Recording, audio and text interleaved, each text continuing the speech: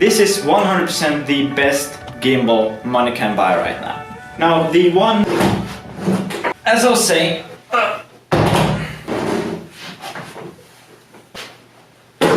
probably the one drawback with this camera or this gimbal is transporting it. This is the case for it, and as you can tell comparing it to me, it's freaking huge. Transporting it is sort of a nightmare sometimes, but the footage is butter. I'll show you guys later, but now let's build it.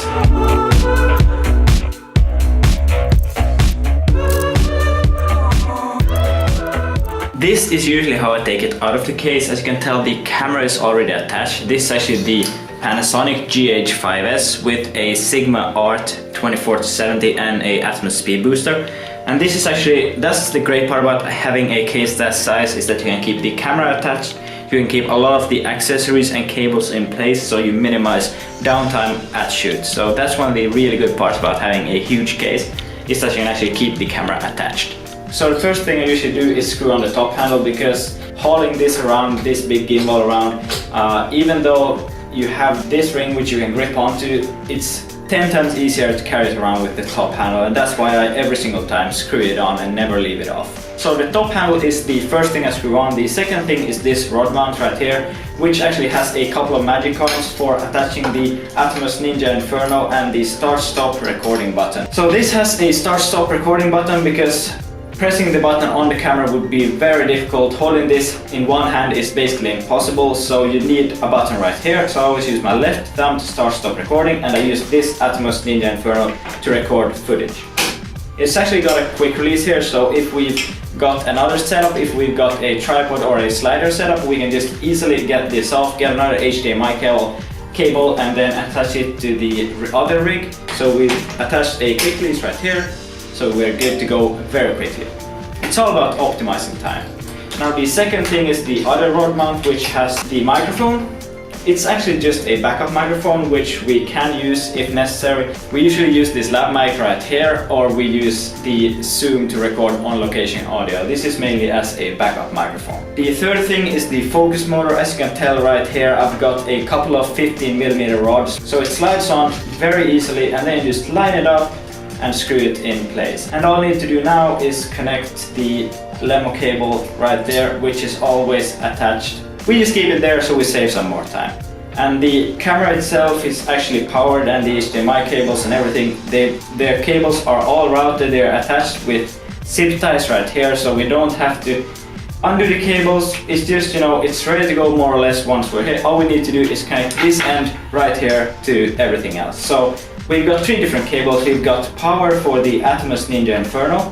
The Mōvi itself is powering everything right here, so we're actually saving a lot of weight when we don't have to have batteries in this, we don't have to have batteries in the camera.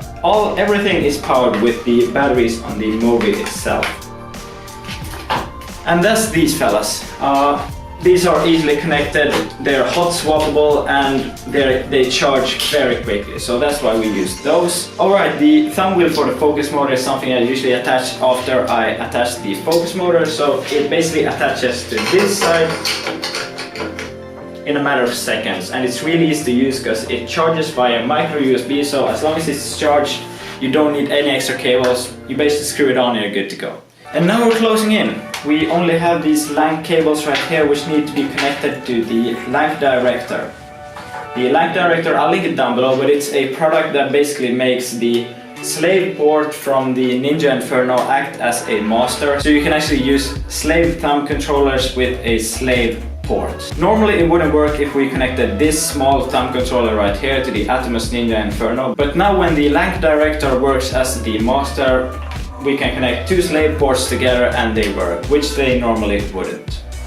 So that's all the cables. That's everything that needs to be attached to the rig once we get it out of the case. Actually, I see one thing here that I missed. That's the 3.5mm port from the microphone, which attaches to the 3.5 female port that's coming from the camera. So that's it. That's all we do basically before we're ready to go at a shoot. Now I usually like to tidy this up with a couple of Velcro straps, because otherwise this would be very annoying. There would be cables everywhere. As you can tell, the HDMI cable is like 30 centimeters too long, as is the LANC cable. So we usually roll these up so we don't have any cables hanging from the camera or something like that. On camera this never turns out as neat as I would like it, but there you go. It's more or less the principle of how we usually do it that matters here. But I usually try to do it a bit more nicely than this. So yeah, there we go. Now to turn the camera, the Ninja Inferno, everything on, you just basically turn the Mōvi on. The camera boots up by itself because we have it set to on all the time, and we press the button right here on the Ninja Inferno. So now, as you can tell, it's stable, it's rock solid. That's the main reason why we spent this much money on a gimbal. It's because it's a lot more stable than the Ronin M. Actually, you don't have to take my word for it. Watch this footage of what we've shot with it the last couple of months.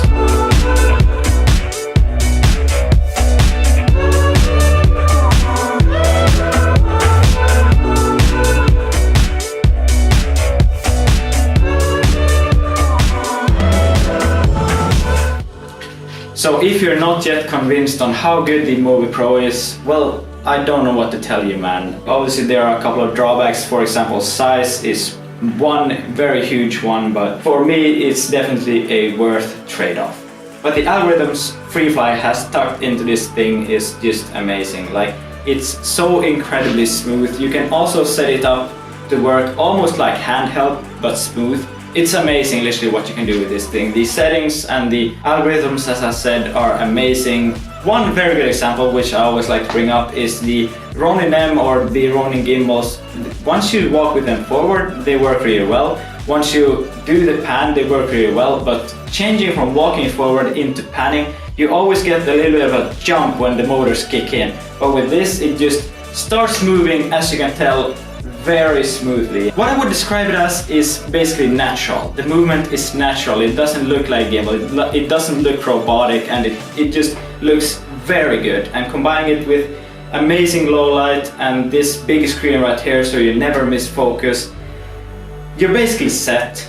So hopefully you enjoyed this video. Hopefully you enjoyed me talking about camera gear for like, I don't know how many minutes this turned out to be, but probably around 10 minutes or something. Let me know what you think about this format, me putting together some camera gear while talking about it on camera. For me, it's quite a time efficient way of doing things because we have a lot of other commercial shoots too, so time efficient things are obviously welcome. And if you guys like these, the previous Ronin M setup video has been very well received, so hopefully you guys enjoyed this one too. I'll see you guys in the next video.